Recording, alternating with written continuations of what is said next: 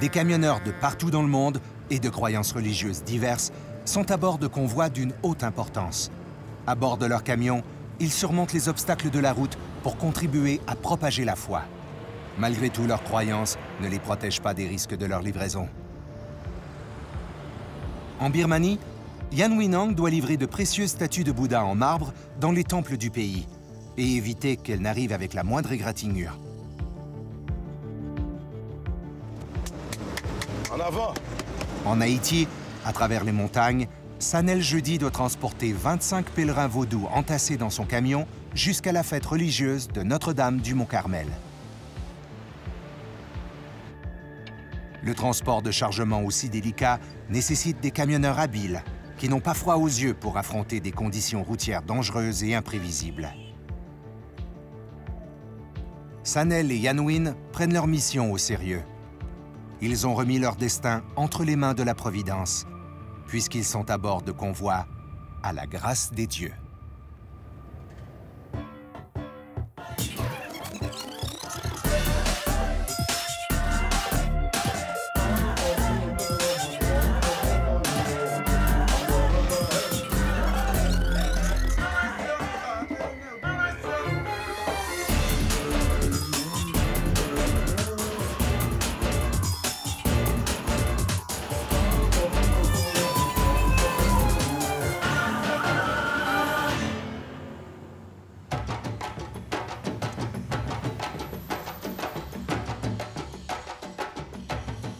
Nous sommes à Mandalay, en Birmanie. Au volant se trouve Yan Winang, un chauffeur formé spécialement pour transporter des marchandises fragiles à bord de camions poids lourds.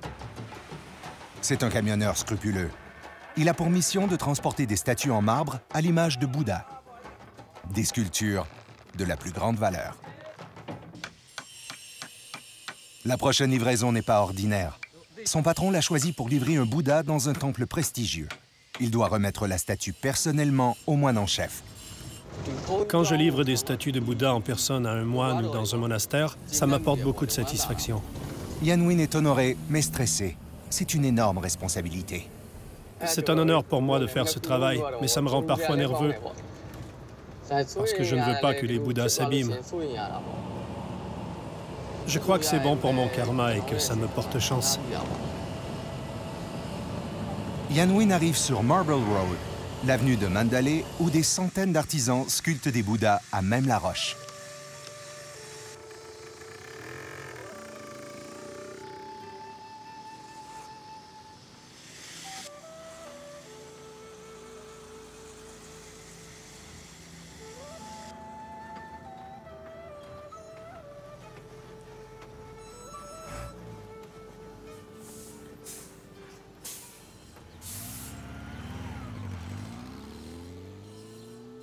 Yanwin vient y rencontrer Zamyint, qui a sculpté la statue qu'il doit livrer.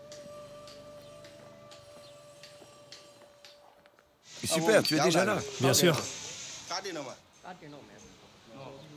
Le sculpteur veut s'assurer que Yanwin sera prudent et qu'il fera tout ce qu'il peut pour que le Bouddha arrive intact. Qu'est-ce que tu as prévu pour mettre la statue dans le camion? Ne t'en fais pas. J'ai tout ce qu'il faut. Il faut en prendre soin. D'accord, allons dire aux hommes de l'approcher du camion. Oui, d'accord.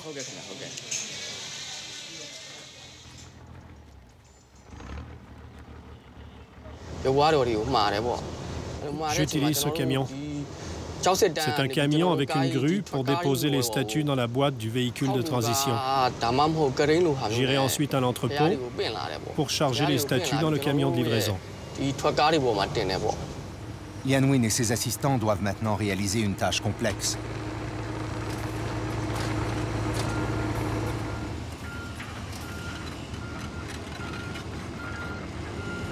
Si la grue cède, si la statue frappe les côtés du camion, ou si elle est déposée trop brusquement et qu'elle se casse, plusieurs jours de travail seront perdus pour les artisans. Zamyint surveille la manœuvre de près.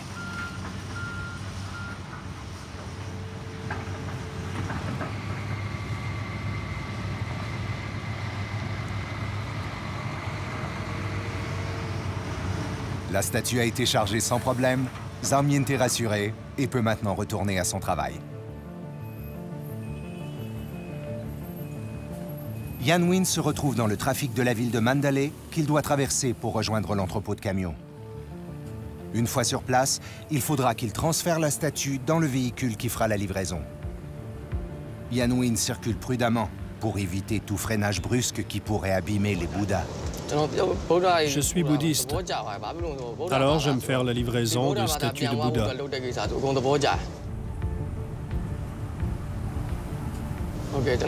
Oui, bien entendu, j'ai une statue de Bouddha à la maison. Je crois que si je fais le bien envers les autres, ça va me porter chance. Les Bouddhas de marbre birman sont reconnus dans le monde entier pour leur qualité, leur beauté et leur finesse.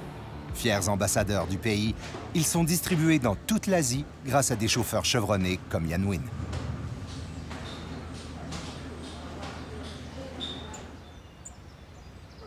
La Birmanie, ou la République de l'Union du Myanmar, est située entre l'Inde et la Thaïlande. L'économie du pays est précaire et les Birmans dépendent de l'exportation de leurs produits de consommation et de leurs richesses naturelles. Les Bouddhas de marbre font partie des produits birmans d'exception qui sont exportés aux quatre coins de la planète. La Birmanie compte 61 millions d'habitants, dont 89% sont bouddhistes.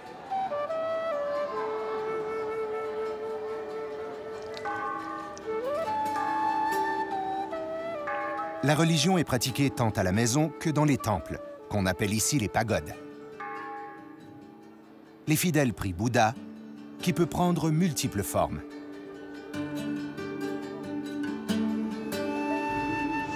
Je sais dans ma tête et dans mon cœur que livrer des Bouddhas contribue à faire prospérer le bouddhisme.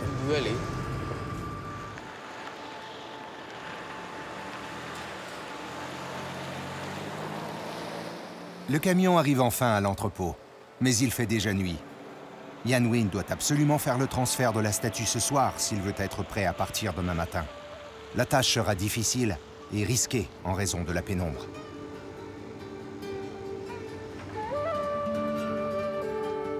Upa, le patron de Yan Win, l'attend sur place. Il tient absolument à l'aider pour que le Bouddha soit déplacé le plus délicatement possible. Une telle opération effectuée dans l'obscurité inquiète Upa. C'est lui qui devra payer pour les dégâts si tout ne se déroule pas comme prévu.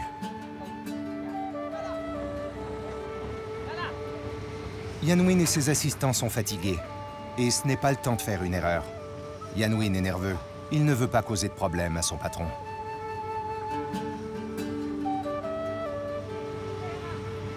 Yan Win vérifie méticuleusement toutes les statues et s'assure qu'elles n'ont subi aucun dommage. Upa confirme que tout est en ordre. C'est un honneur pour lui de gérer la livraison de ses trésors birmans.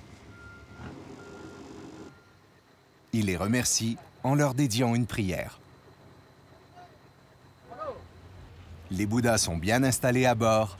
Yan Win peut aller dormir en paix. Toutes les statues ont été chargées. Maintenant, c'est l'heure de se reposer. Les autres chauffeurs et moi, nous dormons dans nos camions à l'entrepôt. Nous n'avons malheureusement pas beaucoup de temps à accorder à nos familles. Il dort dans la cabine de son camion, tout près des Bouddhas, qui veillent sur lui dans son sommeil.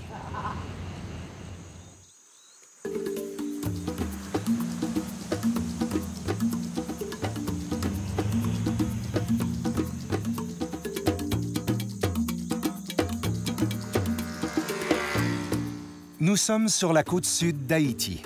Sanel Jeudi met lentement son camion en route.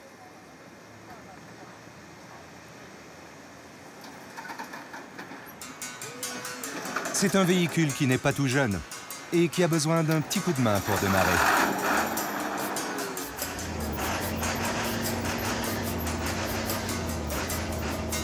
Le camion est en forme. En forme, selon les standards haïtiens. Sanel est un camionneur qui transporte principalement du charbon, des produits alimentaires et des vêtements. Mais aujourd'hui, il doit aller chercher un groupe de pèlerins pour les conduire à une célébration religieuse qui n'a lieu qu'une fois par année, dans un village appelé Sodo. Dimanche, on va faire un pèlerinage et voyager de Jacmel à Sodo. Je vais transporter des passagers et on va passer par Port-au-Prince. J'ai l'habitude de faire des pèlerinages et de transporter des gens qui vont dans des lieux saints pour prier. Transporter des pèlerins lui permet de récolter des revenus supplémentaires et de prendre part, lui aussi, aux cérémonies vaudou. Il y a des prêtres et des prêtresses vaudou qui vont monter avec nous, en plus des pèlerins. On va demander la bénédiction pour eux aussi. La religion fait partie intégrante du quotidien en Haïti et elle se reflète dans toutes les sphères de la vie. Haïti est un pays des Antilles situé sur l'île d'Hispaniola qui abrite également la République dominicaine. C'est le pays le plus pauvre du continent américain. Un pays qui tente tant bien que mal de se reconstruire après plusieurs dictatures et catastrophes naturelles. Haïti compte 80% de catholiques et près de 20% de protestants. Mais la majorité de la population pratique également la religion vaudou.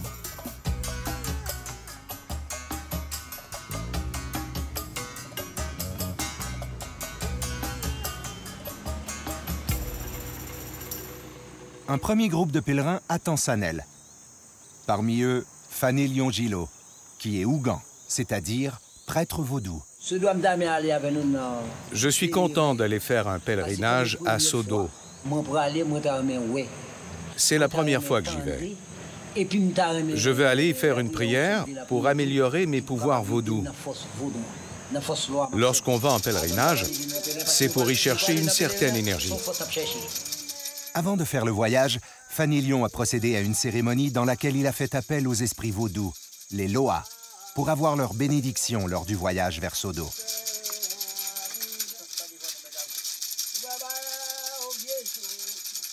Le vaudou est une religion par laquelle l'homme fait appel aux forces et à la bienveillance des puissances surnaturelles.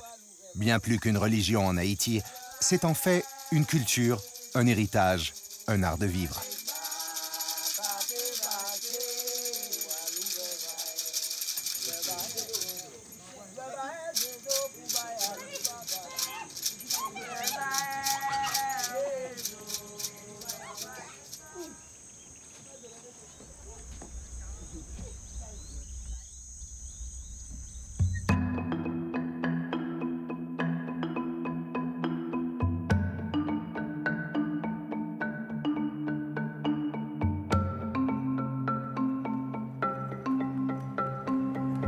Sanel et les pèlerins se mettent en route.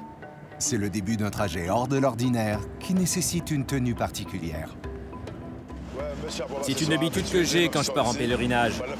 Je suis un apprenti vaudou, je suis un serviteur, alors je dois toujours mettre un chapeau.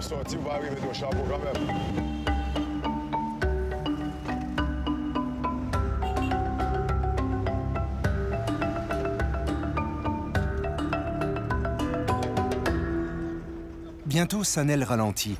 Une complication survient. La route est barrée. Il doit aller chercher d'autres pèlerins dans le village voisin, mais des citoyens en colère ont érigé des barricades au beau milieu de la route. Sanel n'est pas content. C'est quoi cette histoire? Mon camion doit passer. Je suis pressé. Il y a des gens qui m'attendent. Je dois faire mon travail. Il y a maintenant 4 jours que la région est privée de courant. Les gens bloquent les routes faute d'autres moyens de pression. Une situation qui nuit à Sanel et qui risque de mettre en péril le pèlerinage. Ça arrive assez régulièrement. C'est ce que les gens ont trouvé de mieux pour faire leurs revendications. Donc, quand il y a un problème dans la communauté, ils se réunissent et bloquent les routes. Après quelques échanges musclés, Sanel convainc les manifestants de le laisser passer. Le respect de la tradition vaudou joue en sa faveur. Il continue son chemin en espérant que les pèlerins l'attendent toujours.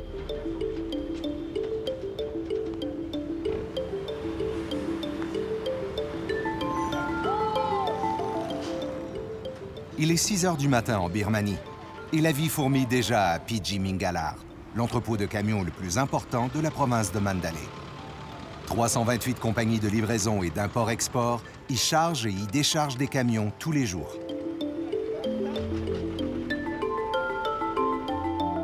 Les chauffeurs font la livraison entre Mandalay, la capitale culturelle, et Rangoon, la capitale économique du pays. Ils iront jusqu'en Chine, en Inde et en Thaïlande. La marchandise qui est expédiée dans cet entrepôt est éclectique et va des cosmétiques à la nourriture birmane, en passant par les statues de Bouddha.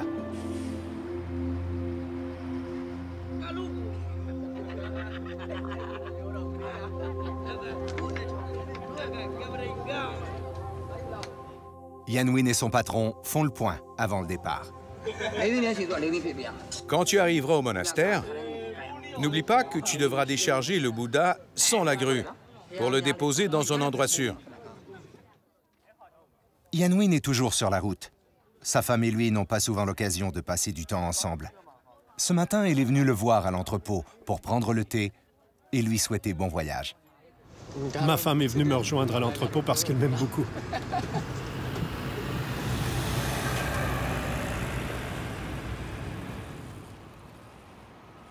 Comme tous les matins, Yan Win ne manque pas de faire le rituel bouddhiste de purification et de bénédiction sur son camion. C'est une habitude très importante qui lui permet de s'assurer que son camion et lui seront sous la protection de Bouddha lorsqu'ils se retrouveront sur la route. Avant le départ, j'asperge le camion d'eau bénite pour éviter les accidents. La plupart des chauffeurs font ce rituel avant de partir.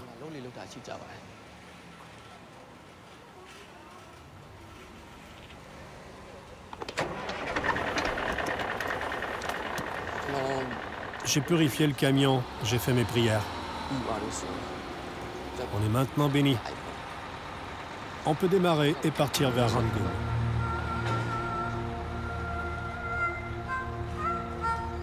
Yan Win roule d'abord doucement pour s'assurer que le chargement tienne la route. Puis, rassuré, il prend de la vitesse. Il quitte Mandalay en direction sud et roule sur la Nationale 1, la route secondaire la plus empruntée au pays.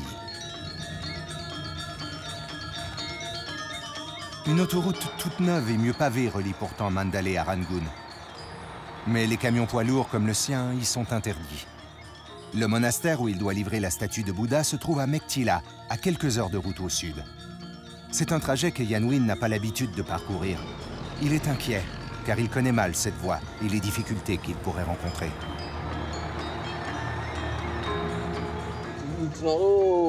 Lorsqu'on transporte des Bouddhas, ce sont les oreilles, le nez et les mains qui risquent d'être endommagées. Quand ça arrive, ça me brise le cœur.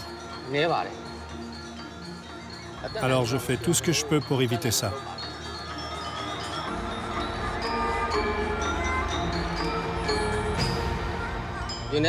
Je suis soulagé quand la livraison se passe sans problème.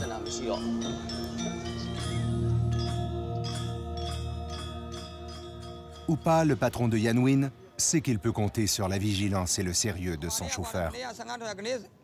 Le camion est parti tôt ce matin. Le Bouddha est en route. Yan Win est un bon partenaire d'affaires. Il est honnête, ne boit pas et ne fume pas. Alors on s'entend très bien.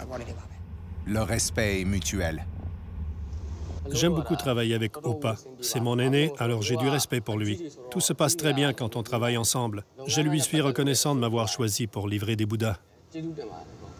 Yan Win ne veut surtout pas décevoir son patron en abîmant une statue. Le respect de l'autorité des aînés est sacré. Je dis souvent à Yan Win et à mes autres employés de bien prendre soin des statues.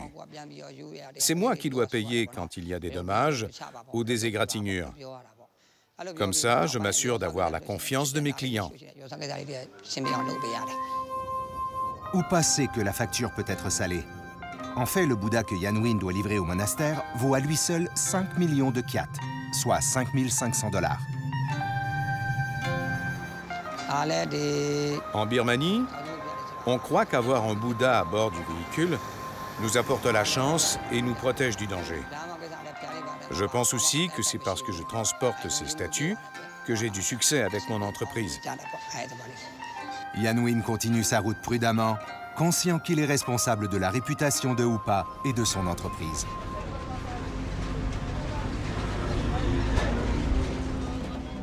De retour en Haïti, Sanel va chercher un dernier pèlerin, un homme qui est à la fois son ami et son maître spirituel. On va aller chercher un autre prêtre vaudou, Salomon. C'est un maître en la matière. Salomon Franz a aussi organisé une grande cérémonie avec ses fidèles avant le départ. C'est un homme en qui j'ai vraiment confiance. Dans ses paroles, son langage, ses rituels et ses cérémonies, on peut voir qu'il connaît vraiment bien les rites.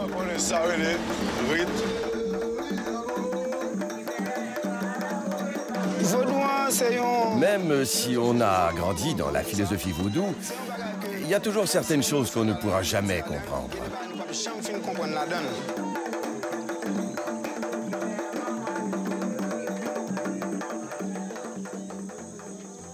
Il n'est pas rare qu'une divinité vaudou rende visite à un initié et se manifeste à travers lui.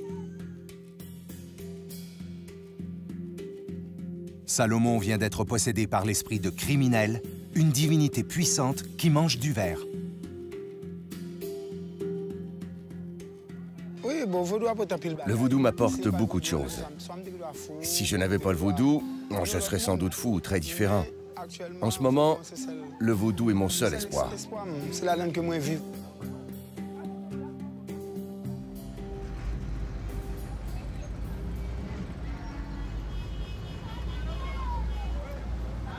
Salomon est fidèle au rendez-vous. Je l'ai choisi comme parrain. Et c'est lui qui m'a baptisé dans la religion vaudou. Quand j'étais Kanzo, c'est-à-dire apprenti vaudou, il m'a rendu de nombreux services. Le rhum est un ingrédient essentiel au rite vaudou. Tout en buvant, Sanel, Fanelion et Salomon partagent l'alcool avec les esprits. Même s'ils ne peuvent pas les voir, ils savent qu'ils sont aussi à bord du camion. Sanel utilise ce qu'il reste de rhum pour bénir son véhicule avant de faire le long voyage. C'est le camion qui permet de se rendre au lieu de pèlerinage. Si j'offre de l'alcool aux esprits, je dois aussi en offrir au camion. Ensuite, on pourra poursuivre la route.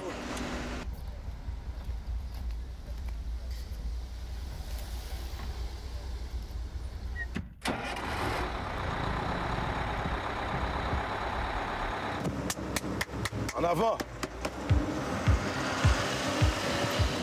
J'ai fait le signe de croix avant de partir pour demander au bon Dieu de nous ouvrir la route. C'est autant pour le bon Dieu que pour les esprits du vaudou et le diable. Pour se rendre à Sodo, Sanel s'engage sur la route de l'amitié, une voie très escarpée en montagne reliant Jacmel à Port-au-Prince. Il passera ensuite par les terres pour se diriger vers le centre du pays.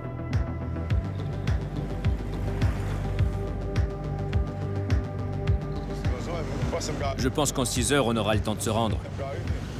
Quand il n'y a pas trop de problèmes sur la route ni de trafic à Port-au-Prince, ça peut prendre 3 ou 4 heures pour traverser la ville.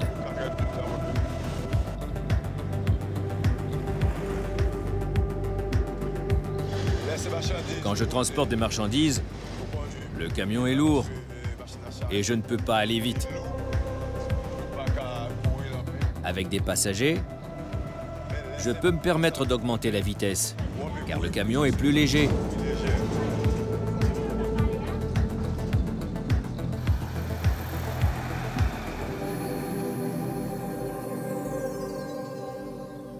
Assis à l'arrière du camion, Salomon a confiance en Sanel.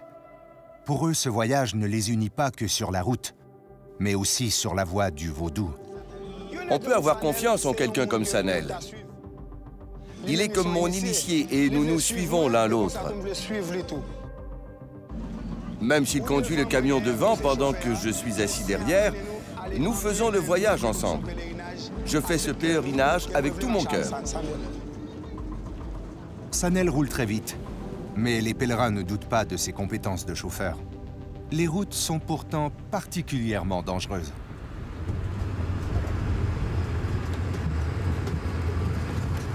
De retour en Birmanie, Yanwin lui aussi roule trop vite et les Bouddhas s'entrechoquent. Il veut respecter son horaire et il n'a pas le temps de s'arrêter pour vérifier l'état des statues. La plupart des chauffeurs sur les routes birmanes tentent de toujours rester alertes. Surtout quand la livraison est importante ou urgente. Nous sommes alors plus vigilants. Quand ce n'est pas le cas, il nous arrive de faire moins attention. Pourtant, Yan Win respecte énormément le travail des sculpteurs de Bouddha. Les sculpteurs sont très talentueux. Ce sont des artistes. C'est une profession très honorable. Ils ont un talent pour la sculpture et en sont très fiers. Alors que Yan Win livre sa statue, le sculpteur s'affaire toujours à la tâche. Zamyint est sculpteur de Bouddha depuis 20 ans et poursuit ainsi la tradition familiale. Plusieurs étapes sont nécessaires à la fabrication d'une telle statue, la création du visage étant la plus délicate. C'est la spécialité de Zamyint. Lorsque les gens prient, leur attention se porte sur le visage du Bouddha. Il doit donc être souriant ou heureux.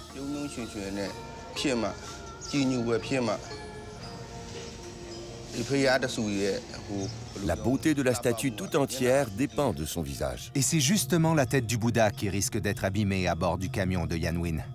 J'ai une très bonne relation avec Yan Win. Nous sommes très heureux de ce rapport de confiance. Nous sommes des amis en plus d'être des partenaires de travail. Les chauffeurs ont une grande responsabilité. Une responsabilité énorme.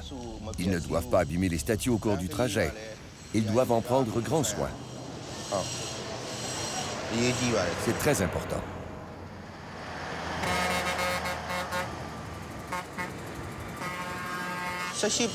Une de mes statues s'est retrouvée dans un accident. Heureusement, la statue et le camion s'en sont sortis indemnes. Je crois fermement que nous sommes protégés par Bouddha. Yan Win poursuit sa route en compagnie de la statue de Zamyint. Il est à présent à mi-chemin.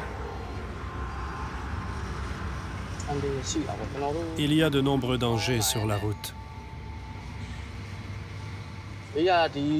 S'endormir au volant, par exemple. On doit aussi faire attention aux arbres qui bordent la route.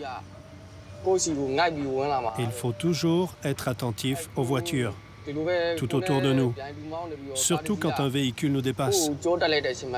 Il faut continuellement garder les yeux bien ouverts et être vigilant en tout temps. Si quelque chose, même une toute petite chose, tourne mal, cela peut causer un grave accident.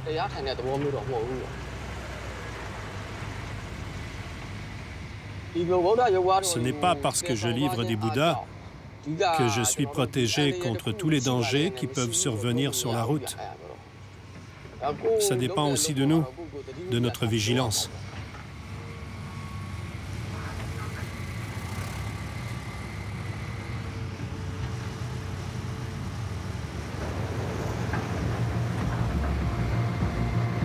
Sanel et ses passagers auront bientôt traversé les montagnes.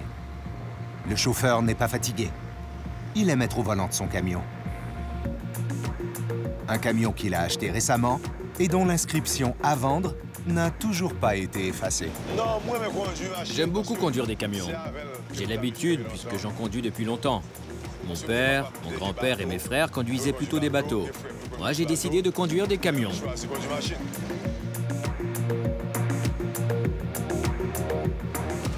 Il n'y a pas vraiment de chauffeur meilleur que d'autres. C'est une question de prudence. C'est seulement le bon Dieu qui est le meilleur.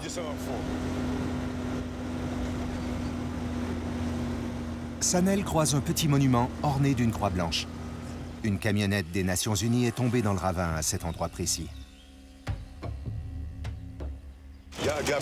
Il y a beaucoup d'accidents sur cette route de montagne. D'abord parce qu'elle est dangereuse, mais aussi parce que les voitures y brisent leurs freins. Les gens n'y sont pas habitués. Il y a aussi beaucoup d'excès de vitesse.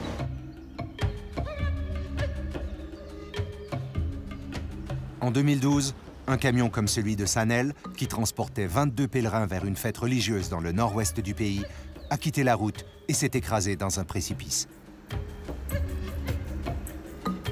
Ça m'est vraiment resté dans la tête. C'est un bon chauffeur de camion, mais il a eu un accident. Ça fait réfléchir. J'en ai conclu qu'il faut toujours être prudent. Tous les chauffeurs sont comme des frères.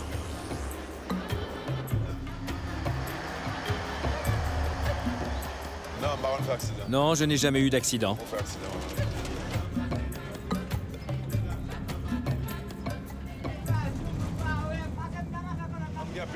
Il y a beaucoup de passagers qui aiment voyager avec moi.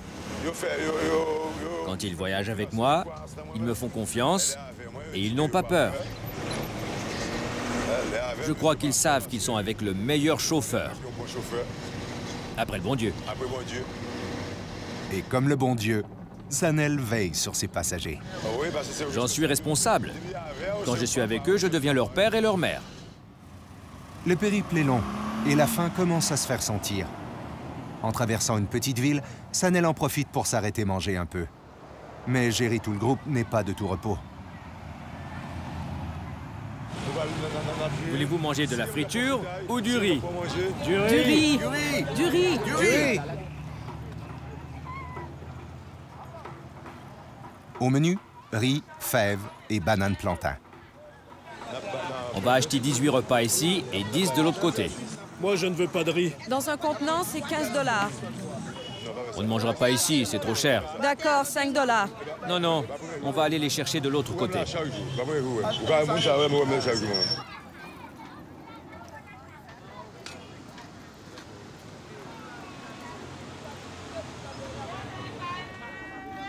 Chacun reprend sa place à bord pour manger, car il faut bientôt repartir.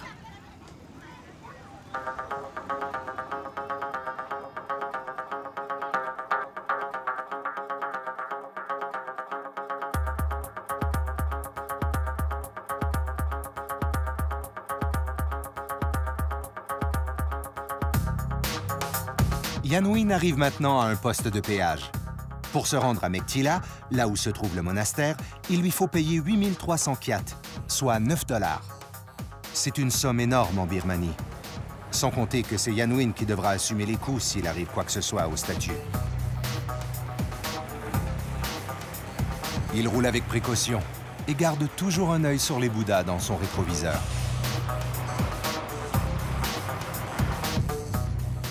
Lorsqu'il se déplace vers Rangoon, Yanwin traverse 3 régions différentes de la Birmanie, chacune avec des routes et des paysages variés.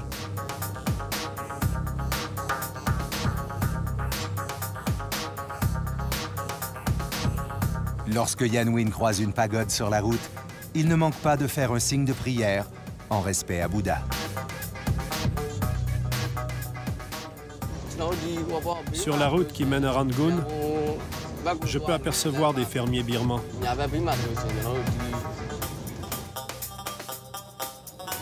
Ce que nous voyons là-bas, ce sont les montagnes de Shan Yoma dans l'état de Shan. J'aime les regarder en conduisant.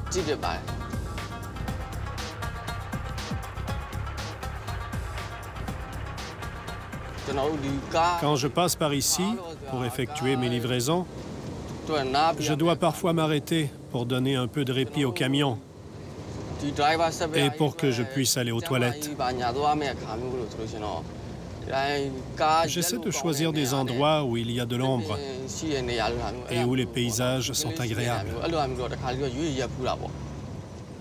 Yanwin est fatigué et il a peur de provoquer un accident. Il ne veut pas prendre ce risque. Il s'arrête donc lorsqu'il voit un restaurant sur le bord de la route.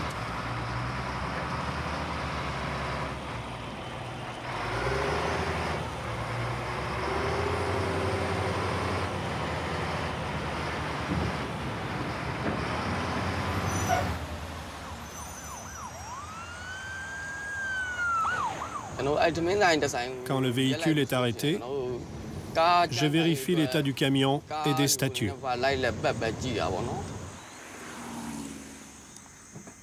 Yanwin monte dans la boîte du camion et inspecte les statues. Il veut s'assurer que les Bouddhas n'ont pas bougé et qu'ils n'ont pas été abîmés. Tout semble être en ordre.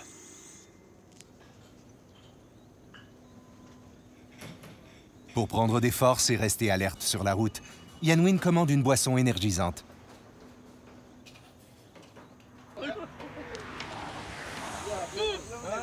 Pour se tenir éveillé, la plupart des camionneurs préfèrent mâcher du bétel, une préparation de noix d'arec broyée et mélangée avec des épices, de la chaux et du tabac.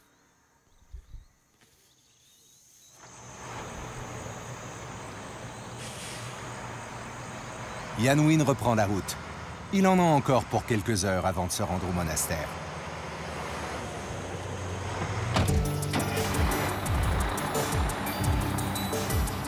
De retour en Haïti, le camion arrive dans le chaos de la capitale. Sanel n'aime pas circuler en ville, mais il n'a pas le choix. Il doit traverser Port-au-Prince pour se rendre à Sodo. À Port-au-Prince, il y a beaucoup de voitures et de gens dans les rues. Il y a toujours du trafic, même si on tente de l'éviter.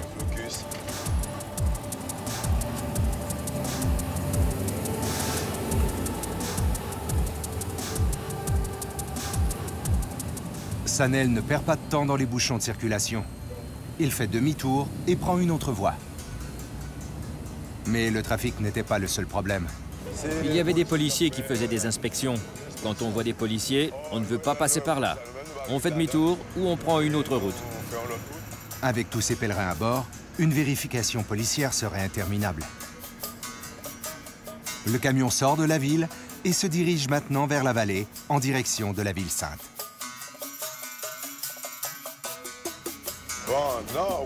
On peut arriver à bien vivre, même si on ne croit en rien.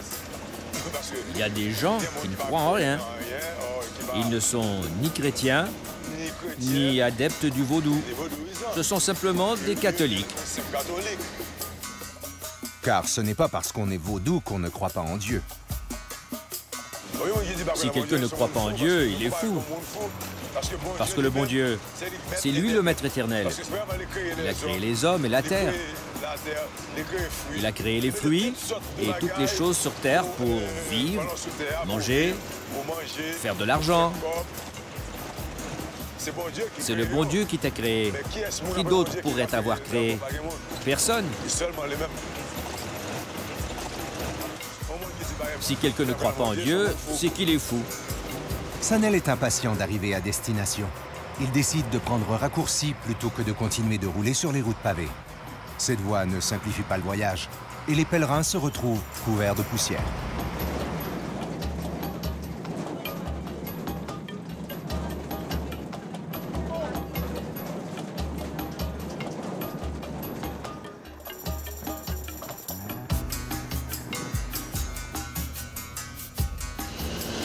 Chaque personne qui fait le voyage a un objectif différent. Ils ont tous leur propre destination. Je suppose que la plupart d'entre eux vont à Sodo.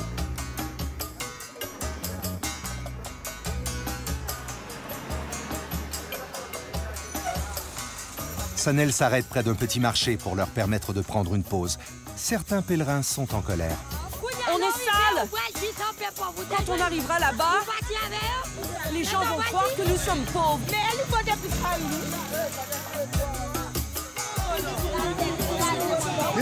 Tout va bien. Il y a beaucoup de poussière, mais il faut faire des sacrifices si l'on veut obtenir quelque chose et pouvoir s'amuser.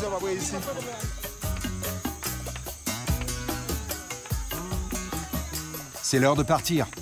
Sanel regroupe les pèlerins et les fait remonter à bord. Il ne reste qu'un tout petit bout de route à faire.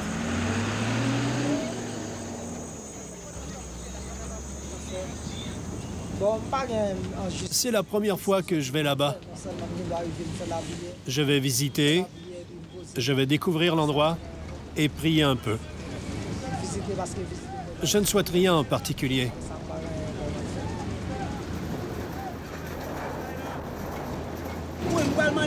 On va demander aux saints toutes les choses dont on a besoin.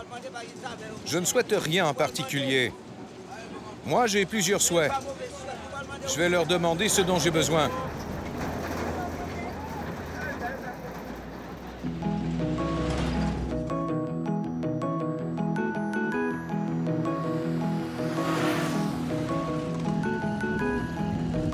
Le camion arrive maintenant dans la région de Sodo.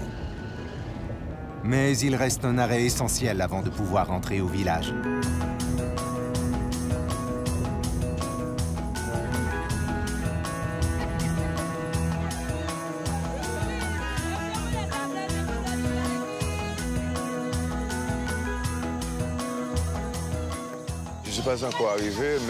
On n'est pas encore arrivé, mais on en est à la première étape, celle de l'eau, à Sodo. Les pèlerins vont se baigner, puis changer de vêtements.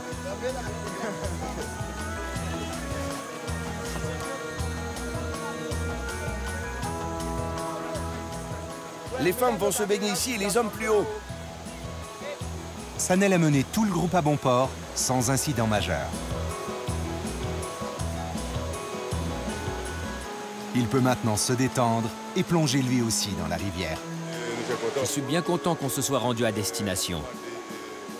On a demandé au bon Dieu et à Sodo que tout se passe bien, sans accident et sans maladie. On est heureux. Maintenant, c'est le bain. Pour aller prier, il faut être propre. Sanel sait que les pèlerins et lui représentent la région de Jacmel.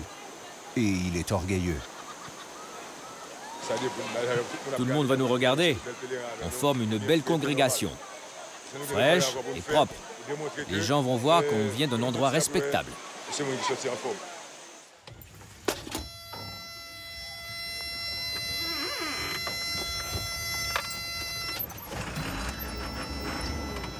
Les pèlerins sont heureux, car ils sont arrivés à Sodo sains et saufs. Ils célèbrent en chantant une prière à la Vierge au miracle.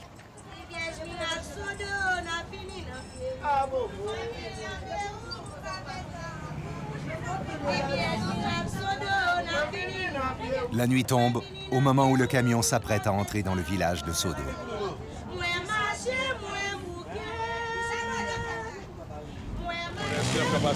On va demander s'il est possible de se rendre plus haut avec le camion.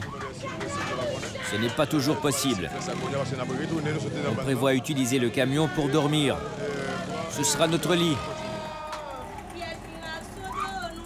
Sanel doit se frayer un chemin dans le village bondé et trouver un endroit pour se garer et passer la nuit. Ce n'est pas gagné d'avance. La route a été longue et dure et le groupe a besoin de repos. Mais demain, c'est jour de fête.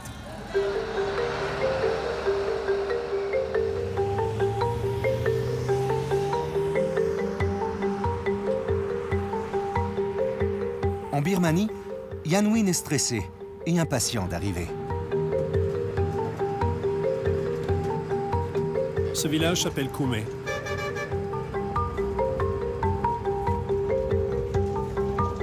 Ici, la route passe à une seule voie. C'est plus étroit et il n'y a pas beaucoup d'espace pour mon camion. Le camion fait son entrée dans une petite ville. Yanwin nous demande d'arrêter de lui poser des questions. Il veut se concentrer. La chaussée est irrégulière. Le chauffeur tente d'éviter les crevasses du mieux qu'il peut.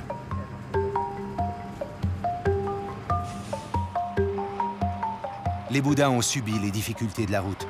Notre chauffeur espère qu'ils ont tenu le coup.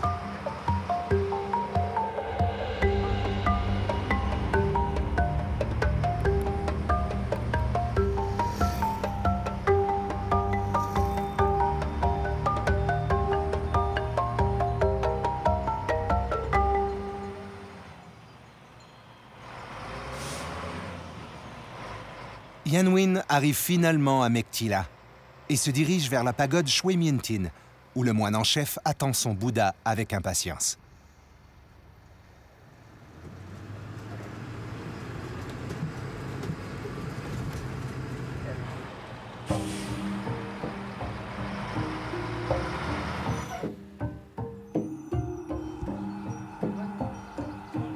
Il reste une dernière manœuvre complexe à effectuer. Il faut maintenant décharger la statue du camion, mais cette fois sans la grue. 6 hommes, en plus de Yanwin, sont nécessaires pour soulever cette sculpture de marbre de 500 kilos.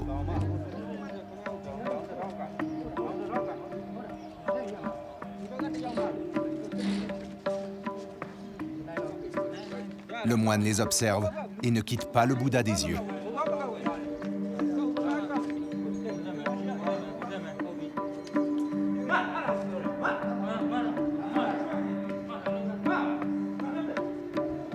Yanwin est nerveux. Ce n'est vraiment pas le temps d'échapper la statue. Ils ont réussi à installer le Bouddha. Il faut maintenant s'assurer que la statue est en bon état.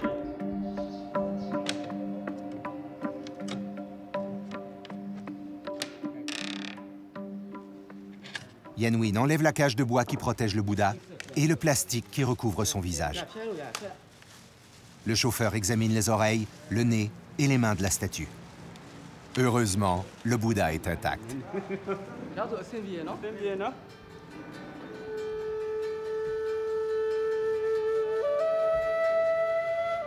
Yanwin est soulagé.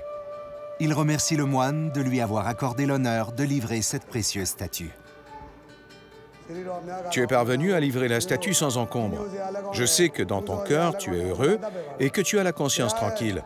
Je te souhaite d'être à l'abri des dangers lors de tes voyages. Le moine est satisfait du travail de Yanwin. Il le félicite d'avoir livré le Bouddha en un morceau. Notre chauffeur peut repartir le cœur léger et l'âme en paix. La statue de Bouddha que j'ai livrée de Mandalay n'a subi aucun dommage. Il n'y a pas la moindre égratignure. Je suis très heureux. Je vais pouvoir livrer le reste des statues et de la marchandise à Rangoon. Au revoir. Le camion part vers Rangoon chargé des autres Bouddhas qui poursuivent la route sous les soins attentionnés de Yanwin.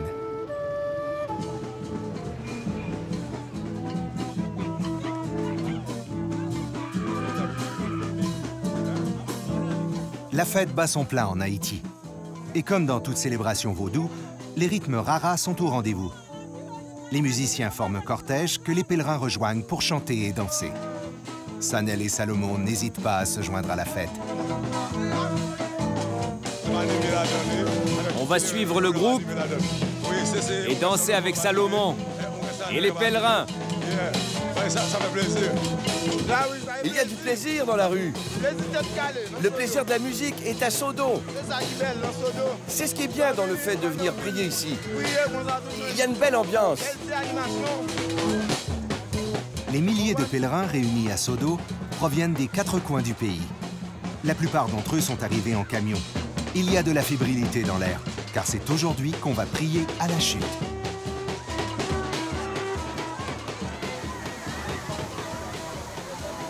La chute de Sodo est un lieu sacré depuis 1948, année où un vieil homme y aurait aperçu la Vierge Marie.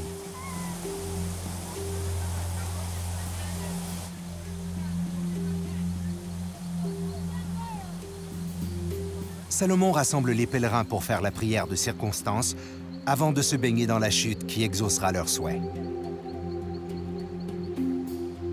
Il dessine un VV sur le sol avec de la farine de manioc.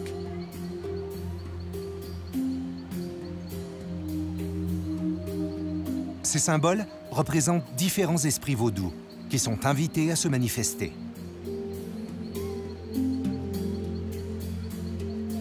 On va le faire ensemble, au nom du Père et du Fils et du Saint-Esprit. Amen.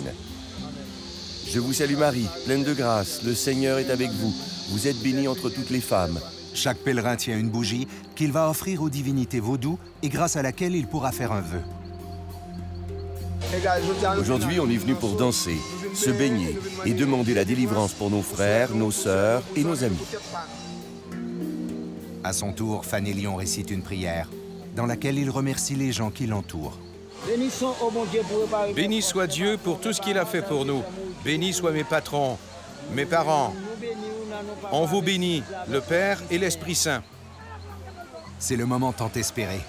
L'heure de plonger enfin dans la chute sacrée de Sodo. Cette occasion ne se présente qu'une seule fois par année. Alors les prières doivent être bien choisies pour être entendues. Sanel se mêle aux pèlerins et se précipite sous l'eau pour prononcer ses souhaits. Tous les gens qui sont ici, tous les invités, sont tous différents. Ils servent tous une divinité et n'ont pas le même but, ni la même destination. Ils cherchent tous une guérison ou quelque chose qu'ils n'ont pas.